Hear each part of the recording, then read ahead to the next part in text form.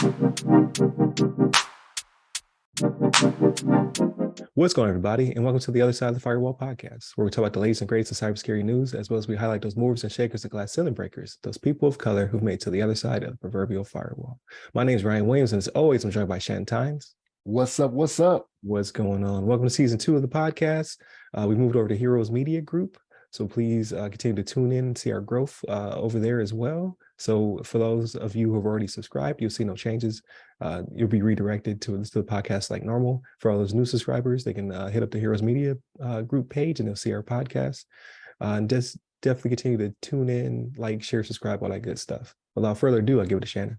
All right, everybody. So this next article is from TechCrunch.com, and it's written by Carly Page. It's NextGen Healthcare says hackers access personal data of more than 1 million patients. So NextGen Healthcare is a US-based provider, and they provide electronic health record software, right? And so they said their systems got breached, and personal data of more than 1 million patients has been accessed, right? So this is actually the second time in about 5 months that they've been hit. So they got hit before in January actually as well, right? So, but that's not a good look for them. At this point, it's kind of like, all right, this isn't baseball. You don't have to wait for 3 strikes at this point, right? Like, people might want to start looking for other electronic health record software to where these breaches aren't so common. But this actually, so there was a data breach notification that was filed with the Maine Attorney General's office, and they confirmed that the hackers accessed the personal data of 1.05 million patients, right? And 4,000 of those people were actually residents of Maine, hence them sending the notification up there. But NextGen, they did send a letter to the folks saying that, hackers stole patients' names, dates of birth, address, and social security numbers. The one they had in January, they actually sold, it was names. What was it? It was names, addresses, and I think passport scans, I think, is what they got.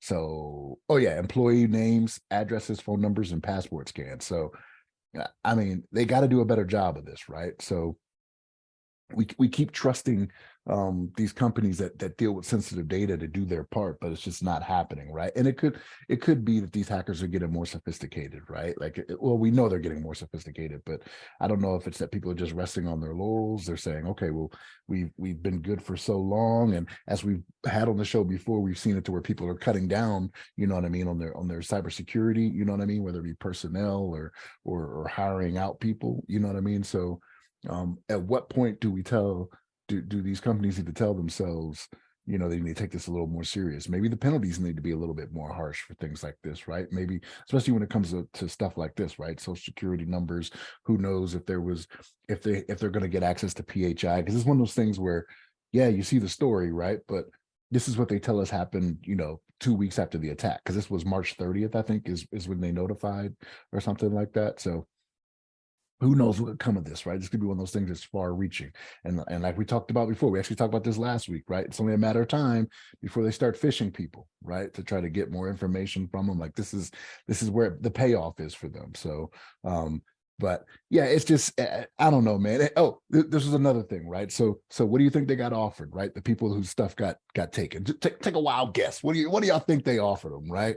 Yeah, like what it always is, right? It's like fraud detection and identity theft protection. Exactly. 24 months worth. It's like, okay, yeah, like, I've already got that from the other 5 companies that I deal with that, right. This happened with. Like, that does nothing for me, right? Like, don't offer me that. Like, just do better in the beginning, so I don't have to be put in that situation to begin with. You know what I mean? But yeah, this is one of those things, man. Like, I think we're gonna see it more and more, right? Like, this company was twice in 5 months. Like I said, it was January. Here we are in May. They got hit again, right? So having people's PHI out there, or even their PII, right? Because it's their socials, and passport scans. It's just not what people want to deal with, right? People hire you on to perform a service for them, with the understanding that you're going to protect that information, you know what I mean? And it's just not happening. But Ryan, what's your thoughts on this? Yeah. So, and I know they call out Maine. I often forget about Maine, not because it's not a big state, but it's just so north, right? Like, I'm like, yeah, it's not Canada. Like, and being from Buffalo, I get a whole lot. You're from Southern Canada. Like, Maine is really up there. But I know they call them out because that's where the the data breach notification was filed with their attorney general. But I also saw that it impacted Florida as well, right? So that like NextGen is covers several different states, and in Florida, so it says Florida-based technology company Nation Benefits confirmed last week that more than 3 million members had their data stolen in cyber attack with Brightline virtual therapy provided by children. Said more than 960,000 of the company's pediatric mental health patients had data stolen. So almost a million of the company's pediatric mental health patients data was stolen. That's ridiculous, right? Like to have that out there.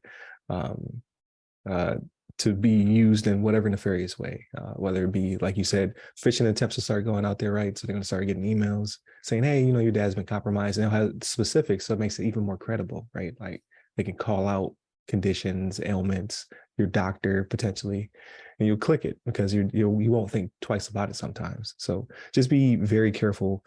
Just in general in life, whenever you get an email from any of the companies that you're associated with, which is sometimes it's funny when it's a company you're not, like it's a bank that you're not even tied to, and it's like, hey, your stuff's been compromised, click this link, you know.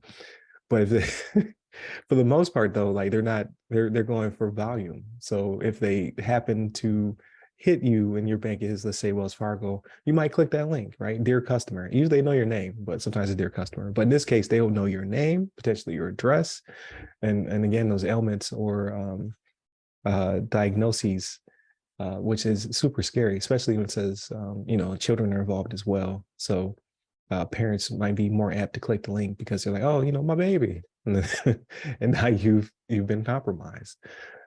Further, I need to figure out what LifeLock's ticker number symbol is. I need to invest because LifeLock is the go-to, is the gold standard when it comes to fraud protection nowadays.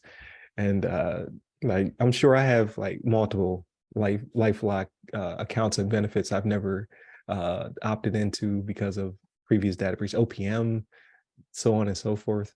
Wells Fargo pushed it to me one time. T-Mobile has probably hit me up every quarter because they have a breach like every 6 months.